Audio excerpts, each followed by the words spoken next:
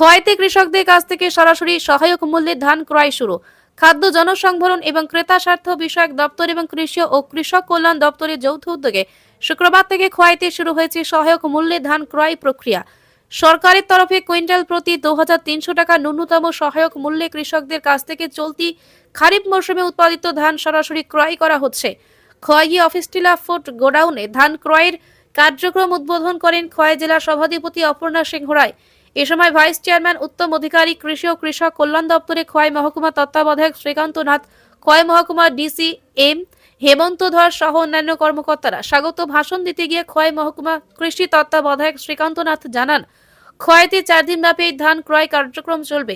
এবছর ধান বিক্রির জন্য 217 জন কৃষক রেজিস্ট্রেশন করেছেন এবং 440 মেট্রিক টন ধান ক্রয়ের লক্ষ্যমাত্রা নির্ধারণ করা হয়েছে। এই উদ্যোগ কৃষকদের জন্য আর্থিক সহায়তা প্রদান করবে। ছিল না, আমি খোয়াইতে আসার পরেও যেটা জেনেছি যে পেডি প্রকিউরমেন্টের আগে এখানে যে ভার হিসাব মানে 120 কেজির দাম 1300, 1200, 1400 এমন ছিল, এবং তাও ধান নিয়ে কৃষকরা কবে টাকা পাবে সেটার কোনো গ্যারান্টি ছিল না, এবং যারা ফড়িয়া ছিল বা মিডলম্যান ছিল তাদের উপরেই সবার অপেক্ষা করতে হতো, যখন দেবে যা রেট দেয় এই অবস্থা ছিল। তো এর ফলে কি হয়েছে, কৃষকরা অনেক সময় ধান চাষ থেকে বিমুখ হয়ে গেছে। কিন্তু আপনারা জানেন আমার খোয়াই ব্লক যেটা, এটার মধ্যে ধান চাষ ছাড়া টিলা জমি নেই, আমরা বাগিচা ফসল করতে পারি না, তো আমাদের হাত পাবাদ, আমাদের ধান করতেই হবে। আবার ধান চাষ করে মানে কোনো লাভও হচ্ছে না। আমাদের কেন্দ্রীয় সরকার এবং রাজ্য সরকারের সহযোগিতায় যখন 2018 সালে ধান কেনা শুরু হলো, এরপর থেকে কিন্তু ধানের মার্কেট রেট বাড়া শুরু হলো। এখন অনেক কৃষকরা বলছেন যে আমরা ভার প্রতি বাজারে 2500, 2600 পাচ্ছি, আমি কেন সরকারের কাছে বিক্রি করবো? এখানের মধ্যে অনেক নিয়ম, এখানের মধ্যে যদি একটু ময়লা থাকে, যদি ধান একটু ভেজা থাকে তাহলে এখানে ডিডাকশন হয়। তো আমি বলবো যদি এই মার্কেটটা না থাকে তাহলে কিন্তু মার্কেটে ধানের রেটটা পড়ে যাবে, কৃষকরা আবার সেই আগের যুগে ফিরে যাবে।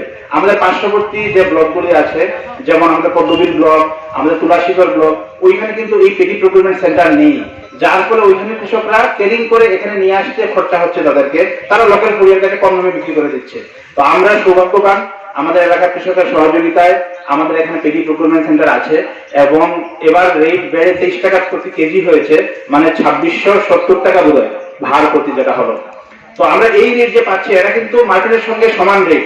এবার রাজ্য সরকার এই রেট ঠিক করছে না, রেটটা ঠিক হচ্ছে কেন্দ্রে দিল্লিতে এমএসপি মিনিমাম সাপোর্ট প্রাইস হিসেবে ঠিক হচ্ছে। এই রেট পুরো ইন্ডিয়াতে লাগু আছে এই ধানের জন্য। তো এই রেট করে যদি আমরা ধান সরকারের কাছে দিই, যদি একটু লসও যদি হয়, তবুও আমার মনে হয় এই সেন্টারকে টিকে রাখার জন্য আমাদের কৃষকদের এগিয়ে আসা উচিত, এবং আমার মনে হয় না খুব একটা লস হবে বলে। যারা ভালো ধান শুকনো করে আনছেন, ঝাড়াই বাছাই করে আনছেন, আমাদের এখানে খুব একটা পার্সেন্টেজ মাইনাস হয় না। আমি আজকের এই অনুষ্ঠানে বিশেষভাবে ধন্যবাদ জানাতে চাই।